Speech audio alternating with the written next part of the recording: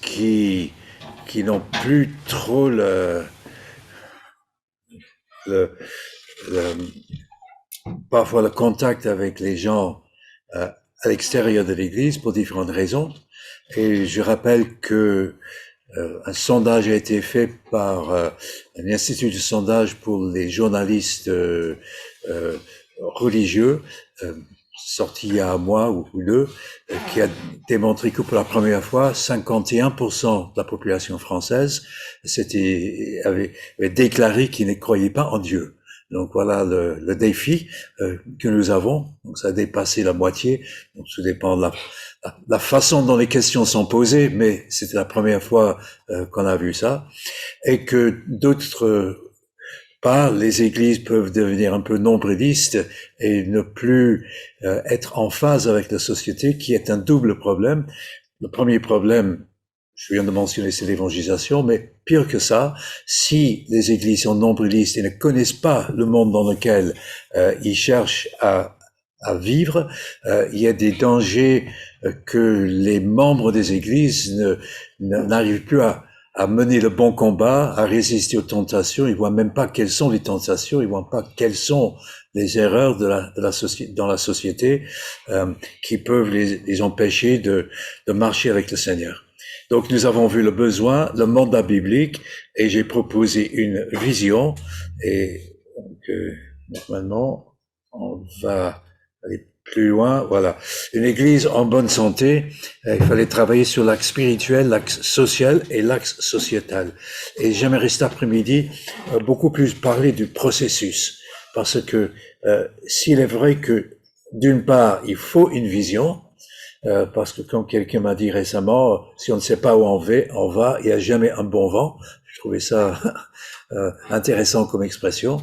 Donc il faut savoir quelle est sa vision, mais il faut aussi se dire que une vraie revitalisation, c'est pas avec un claquement de doigts, c'est pas du jour au lendemain que cela va se faire. Il y a tout un processus à mettre en œuvre pour arriver, donc un petit rappel, une modélisation quelque part qui va ressembler à cela selon sa vision, mais je pense que ce qui est non négociable, c'est que une église en bonne santé, faut pas chercher à être compliqué, mais simplement dire la centralité de l'évangile, aimer Dieu, aimer les autres, apprendre à le faire dans son contexte culturel. Et deuxièmement, que l'église rassemblée doit être le lieu d'activité d'édification et de formation.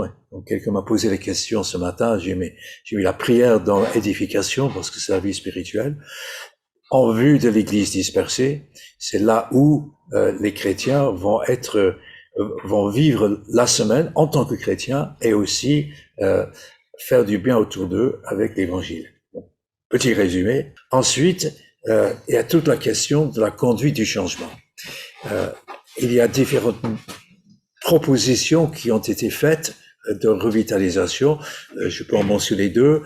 Dans les églises libres, il y a ce qu'on appelle le parcours vitalité. Dans les églises UNEPREF, donc les églises protestantes réformées évangéliques, ils viennent de lancer un programme qui s'appelle Focus, mais quelque part, le changement va se faire avec un certain processus en général, quelle que soit la proposition que l'on adopte, ou même si on n'adopte pas un outil en quelque sorte, c'est la même chose. Parfois, on m'a dit, attention, ça c'est prendre modèle sur le monde, c'est mondain, hein, donc de penser en conduite de changement, parce que finalement la conduite du changement que je propose est très proche de toutes les possibilités de conduite de changement qui sont proposées pour les entreprises. Mais ma réponse pour cela, c'est que en fait, c'est pas l'Église qui copie le monde, c'est le monde qui copie l'Église, parce qu'en fait, l'Église fait tout cela dans le monde que le Seigneur a créé, avec les êtres humains qu'il a créés, dans un monde déchu. Donc forcément, que ce soit au niveau de l'Église ou que ce soit au niveau des entreprises, on parle des mêmes personnes, des mêmes problèmes quelque part. Ça, c'est la fin de cette parenthèse. Alors, la conduite du changement. Je pense que la toute première chose, c'est que il faut créer un sentiment d'urgence. Il faut comprendre qu'il faut un changement. Et c'est pour cela que j'ai dit ce matin que si les responsables ou le pasteur d'une église n'en voit pas la nécessité, franchement, c'est même pas la peine d'essayer. Parce qu'il y aurait trop de blocages en route. Donc il faut qu'il y ait un sentiment d'urgence. Et à mon avis, ce n'est jamais en critiquant qu'on arrive à faire quelque chose, ce n'est jamais en faisant des reproches. C'est mieux de se mettre dans le coup soi-même pour dire comment pouvons-nous mieux faire? Comment pouvons-nous mieux vivre nos relations au sein de l'Église? Comment on peut mieux vivre notre spiritualité aujourd'hui? Comment nous pouvons mieux avoir un contact avec les personnes au travail, dans la famille, dans les loisirs, etc. Alors, il faut qu'il y ait quelque part un sentiment d'urgence, semer une certaine insatisfaction spirituelle, je dirais, pour que les gens disent oui, il faut quand même que l'on s'attache, s'attache à cette question, que l'on se pose les questions sur notre fonctionnement en tant qu'Église. À partir du moment où il y a un certain sentiment d'urgence qui se dégage, on peut passer à l'étape suivante, c'est-à-dire, j'ai appelé réunir une équipe de pilotage. Bon, première chose, je pense que cette équipe doit être reconnue. Cette équipe n'est pas forcément que le pasteur, les anciens ou le conseil de l'Église. Cela peut être quelques responsables avec quelques autres personnes dans l'Église, mais à mon avis, ça ne marchera pas si l'équipe n'est pas reconnue. Donc, il vaut mieux que ce soit à l'assemblée générale de l'Église ou les réunions de membres et que l'on dise, voilà, on a accepté que ce groupe réfléchisse pour nous et nous fasse des propositions. Parce qu'il ne faudrait pas, il faudrait éviter que ce soit eux, ils veulent ceci, mais nous, on ne veut pas. Donc il faut que ce soit une équipe reconnue, aussi une équipe complémentaire. C'est-à-dire que c'est pour cela qu'il ne s'agit pas uniquement de dire on prend le conseil ou les anciens ou le pasteur. On a besoin d'une complémentarité. Il y a des livres écrits là-dessus qui proposent qu'il faut 12 ou 15 personnes différentes dans un comité de changement, mais après avec un petit astérisque avec un autre de page en disant que voilà, certaines personnes peuvent jouer à la fois deux ou trois de ces rôles, heureusement.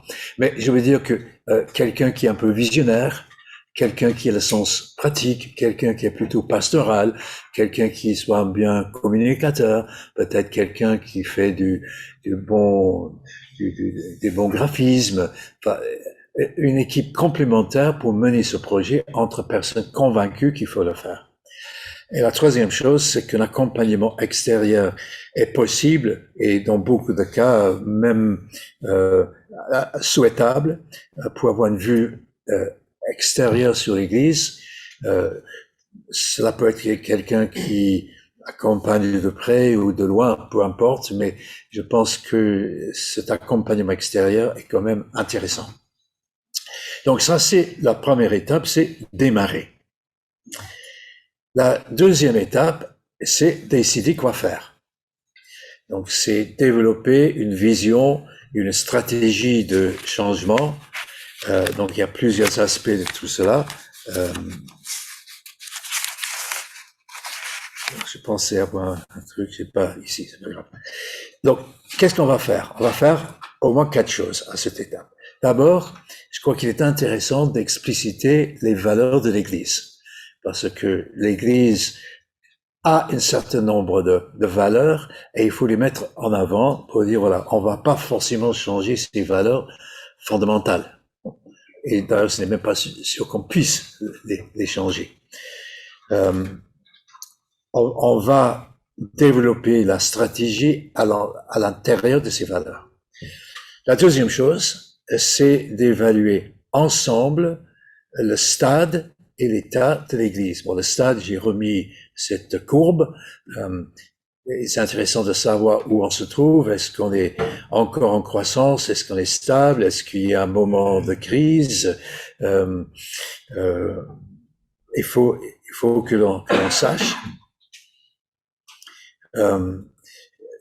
comment on va faire cette évaluation. C'est une question intéressante. Ça peut être d'abord fait à l'intérieur des responsables, donc qui vont essayer de voir clair, être lucides. Parce que pour moi, toute la question, c'est de voir vraiment quelle est la situation de l'Église.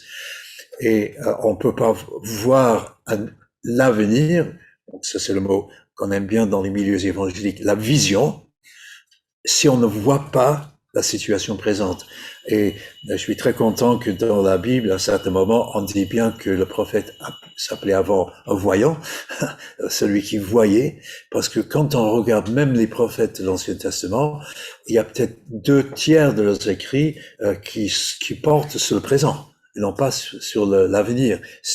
Ils dénoncent des situations, ils essaient de voir clair en disant, si on change, si on se repent, voilà ce qui peut se faire, sinon voilà ce qui peut se faire. Donc la vision positive et négative. Mais d'abord, il essaie de voir clair. C'est bien de commencer à discuter entre responsables. Une autre chose qu'on peut faire, c'est de faire un questionnaire, ou même un questionnaire pour les responsables et un questionnaire pour les membres. Alors, j'ai créé un site sur la revitalisation. J'ai pas cherché très loin le nom du site, c'est revitalisation.fr. C'est pas trop difficile à retenir. En fait, c'est un site même bilingue. Il y a du matériel en français et du matériel en anglais aussi. Et donc, sur ce site, je propose pas mal de réflexions. Il y a même des vidéos. Le côté français manque un peu de vidéos, mais je suis en train de mettre en ce moment des vidéos. Mais je propose aussi des questionnaires types que l'on peut prendre, que l'on peut modifier. Il n'y a pas de copyright pour qui que ce soit, pour quoi que ce soit. Donc, on peut trouver des questionnaires intéressants sur le site.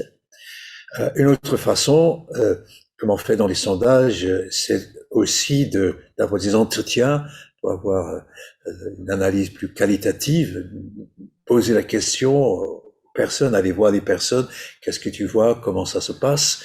Ça dépend de la culture d'église. Donc, je sais qu'en France, on aime bien les questionnaires.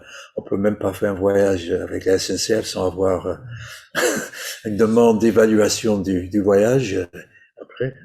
Et même arriver une fois de recevoir un SMS de la SNCF pour dire votre train demain est annulé, et le lendemain de recevoir un SMS pour dire évaluer le SMS d'hier. Bon, qu'est-ce que je peux dire? Bon, non, on aime bien, mais je sais que j'étais en Roumanie, et là, ils ont dit un questionnaire auprès des membres de l'Église, ça passerait pas. Donc, il faut aller voir les gens et discuter oralement. Ça dépend de la culture d'Église. Ou bien, si on est courageux, on peut le faire en réunion de membres. Ça dépend de l'Église. Hein, donc, mais bon, en tout cas, il est important d'évaluer l'état de l'Église. Et si je reviens à ce que je dis, évaluer ensemble. Parce que j'insiste, un responsable, un pasteur peut bloquer une revitalisation, mais il ne peut pas l'imposer non plus. Il faut que ce soit quelque chose que toute l'Église travaille ensemble. Et toutes les méthodes de revitalisation insistent largement sur cela, c'est ensemble. Ensuite, ce groupe va proposer une vision biblique de l'Église en bonne santé. Bon, je vous ai donné ma vision, peut-être qu'ils peuvent le proposer autrement, et puis élaborer une stratégie de changement. Ça, je vais revenir à ça après. Une fois que le groupe a fait cela, c'est la troisième partie de la conduite du changement, c'est enclencher le mouvement, c'est communiquer pour faire comprendre et adhérer la stratégie. Donc c'est à ce moment-là que la communication est hyper importante. Il y a différentes façons de le faire, en réunion, avec des PowerPoint, peut-être en envoyant des documents. il faut voir dans l'Église comment on peut le faire. Mais c'est pour faire comprendre ce qu'on propose et faire adhérer un maximum de personnes. Et à partir de ce moment-là, peut-être que l'Église peut même voter en réunion de membres pour dire, voilà, on valide dans ce sens.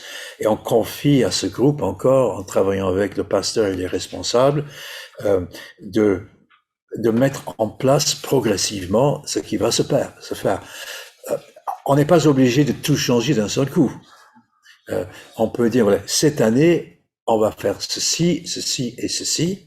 Et puis, si ça marche bien, l'année prochaine, on pourrait aller un peu plus loin. Il ne faut pas noyer les gens avec tellement de projets qu'on n'arrive plus à suivre, ou les noyer dans le sens où ils disent, bon là, on peut pas faire, c'est trop. Donc, il faut aussi essayer donc d'être sage. Et cinquièmement, donc impliquer concrètement autant de personnes que possible. Parce que si c'est un travail ensemble, de réflexion ensemble, c'est un travail de mise en place ensemble aussi. Et les points 6 et 7 vont un peu ensemble. 6, c'est produire des victoires à court terme. J'ai un ami qui dit, c'est cueillir les fruits les plus bas.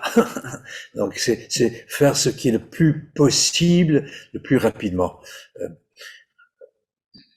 Je peux donner un exemple. Quelqu'un m'a posé la question, quoi par exemple? J'ai dit, serait possible que l'Église décide, notre entrée de l'église, le sas entre l'extérieur et la salle de culte est horrible. C'est noir, c'est sale, c'est pas c'est pas très accueillant. Alors, est-ce qu'on peut avoir une équipe par exemple, de frères, de sœurs, qui viennent les samedis, pendant 3 samedis, on va refaire l'électricité, on va changer l'éclairage, on va mettre d'autres couleurs, et donc ça peut être intéressant.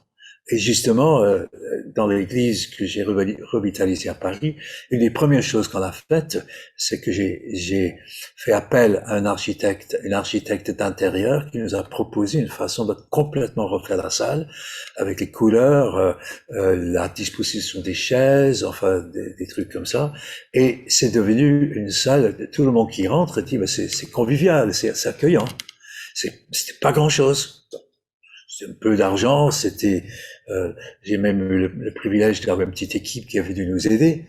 Voilà, c'était montrer qu'on peut faire des choses. Peut-être c'est pas un changement fondamental, ou bien on peut dire, mais est-ce qu'on peut prier que chaque personne dans l'église, si possible, ou chaque famille, invite des voisins au repas?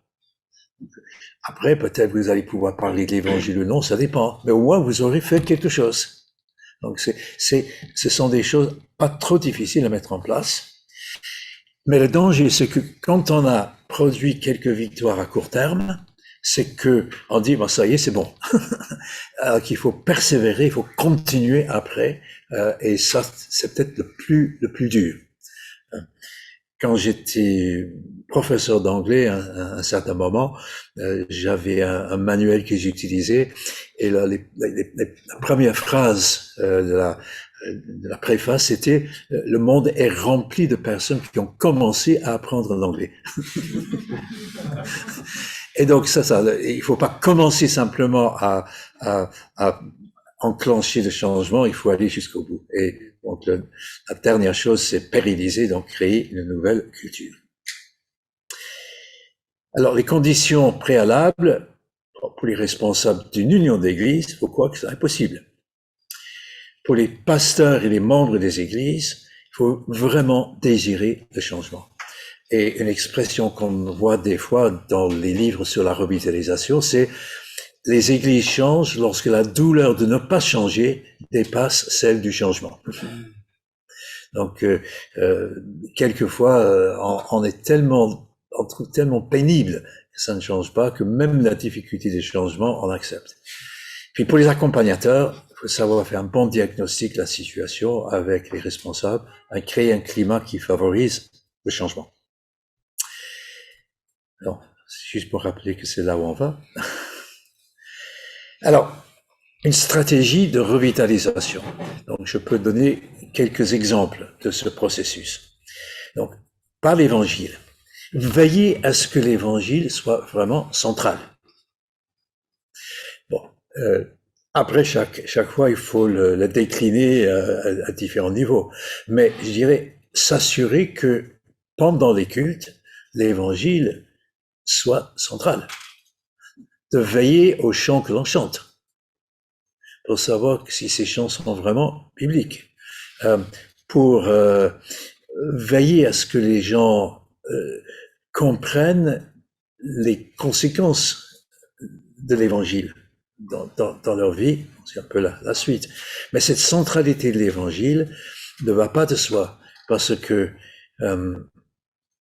il est facile, et les chrétiens le font souvent, de monter sur d'autres dadas et de faire, bon, c'est un peu polémique en disant ça, mais ceux qui seraient contre le vaccin, par exemple, en fait quelque chose de central,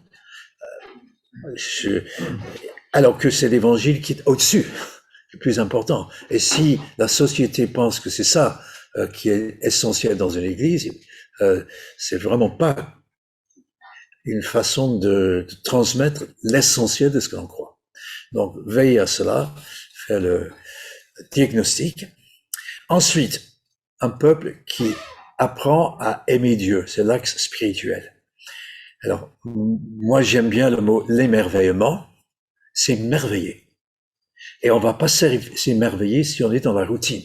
Il faut être parfois créatif. Et je me souviens, il y a bien des années, un frère de l'église qui faisait une présidence, qui a fait toute une présidence sur les animaux, en particulier, il nous a partagé comment les baleines allaitent leurs jeunes. À la fin du culte, quelqu'un qui dit, bon, il dit, pourquoi il a parlé de ça? Je pensais qu'on venait à l'église pour être spirituel. Alors ça n'a rien à voir. Non, l'émerveillement, et même j'ai trouvé un autre mot que j'utilise beaucoup, c'est faire l'éloge de Dieu. Alors pourquoi j'aime ce mot faire l'éloge? C'est parce que on ne voit pas tout de suite à la différence de louange ou adoration que ça concerne que la musique. Faire l'éloge de Dieu. Alors je me suis même posé la question pourquoi on ne l'utilise pas plus. Je crois que j'ai la réponse. On est plus qu'on ne pense influencé par le monde anglo-saxon. Il est impossible de traduire en anglais faire l'éloge de quelque chose. Ah, impossible. J'ai cherché pendant longtemps, mais j'ai jamais trouvé. Donc, on fait l'éloge de Dieu. Et donc, c'est pour cela que finalement, tout se touche. Comme j'ai dit à quelqu'un tout à l'heure, c'est le tissu sans couture. Tout ce qui concerne le spirituel, concerne le social, concerne le sociétal. Parce que qu'est-ce que le témoignage? Bon, c'est faire l'éloge de Dieu. Tout simplement. Auprès de ceux qui ne le connaissent pas. Donc, il y aurait beaucoup de choses à dire par rapport à la place des arts, donc dans le culte, par rapport au déroulement du culte. Mais j'entends la voix d'une jeune femme dans mon église précédente qui a dit, mais David, alors, quand je viens au culte, je veux que tu me surprennes chaque dimanche. Et oui, parce que c'était une jeune professionnelle et cette génération-là, ils vont surfer, ils vont cliquer, ils vont aller de truc à truc, ils vont être surpris tout le temps. Alors pourquoi faire des cultes qui se ressemblent tout le temps? Non, il faut être surpris. Ces derniers temps, j'ai dit à quelqu'un pendant le repas, j'ai fait 3 cultes récemment où on n'avait qu'un seul chant chaque fois. Et on a chanté au début, on a chanté à la fin, c'était bien choisi, et les gens m'ont dit, c'est resté dans ma tête toute la semaine, ce chant-là. Bon, je ne dis pas qu'il faut faire tout le temps comme ça, mais de temps en temps, on peut sortir, on peut faire les choses autrement. Et cette créativité-là va nous aider à être émerveillés. Aimer les autres, l'axe social. D'abord, l'apprentissage se fait dans l'Église. Jean 13:35. C'est à ceci que tous connaîtront que vous êtes mes disciples, si vous avez de l'amour les uns pour les autres. Et puis après, développer les bonnes relations avec son entourage. Et l'axe social, c'est de connaître le monde contemporain. Donc je vais passer à la diapo suivante pour l'expliquer. Parce que maintenant qu'on a une stratégie, quels sont les moyens à mettre en œuvre? Vision, et c'est ça où on va aller. Stratégie, c'est comment on va y aller. Les moyens, c'est les moyens pratiques pour aller dans ce sens. C'est classique. Alors, La première chose, au niveau de l'Église rassemblée, c'est motiver et encourager. C'est à la fois par l'Évangile et avec les nombreux les uns des autres qui se trouvent dans le Nouveau Testament. Parce que si on veut être de bons témoins dans l'Église dispersée, ce verset, cette parole de Jésus m'a toujours touché. La bouche exprime ce dont son cœur est plein. Et je me souviens quand j'étais secrétaire général des GBU, je disais souvent dans des rencontres avec des jeunes, je disais, bah, écoute, une jeune fille qui vient de se fiancer, est-ce qu'elle va suivre une formation pour savoir comment dire à ses copines qu'elle est fiancée? C'est évident que non. J'essaie de faire la même chose pour les gars. Ouais, ton équipe de foot préférée, est-ce que tu as besoin de suivre une formation pour dire que le Red Star, pour moi, c'est la meilleure équipe parisienne? Pour ceux qui ne sont pas de Paris, vous comprenez pas. Voilà. Et donc ça motive et ça encourage. Ensuite, au niveau de l'Église rassemblée, c'est la formation des disciples. Parce que là encore, il y a toutes sortes de méthodes. Mais moi, je me dis, mais qu'est-ce qu'on veut fondamentalement? C'est spirituellement. Comment aimer Dieu, lui obéir et lui faire confiance? C'est connaître la parole. C'est l'accompagnement dans sa vie et ses relations, prier avec lui, l'aider à avoir de bonnes relations avec son entourage. Et c'est la connaissance du monde, comme je dis tout à l'heure, pour mieux résister dans les combats d'aujourd'hui et pour mieux dire aux non-chrétiens ce que les chrétiens croient et ce qu'ils vivent. Donc ce n'est pas simplement connaître le monde, mais c'est aussi savoir comment communiquer cela avec des paroles qui vont être comprises. Je me souviens que j'avais donné un enseignement sur l'homosexualité dans l'Église à partir, je faisais Romains chapitre 1. Mais en fait, les 2/3 de ma prédication, c'est comment on dit ça avec des paroles pour que les gens autour de nous disent, d'abord, peut-être je suis pas d'accord avec toi, mais au moins je comprends que tu es cohérente et je comprends que tu n'as pas de la haine pour les homosexuels. Donc ça aussi, c'est important.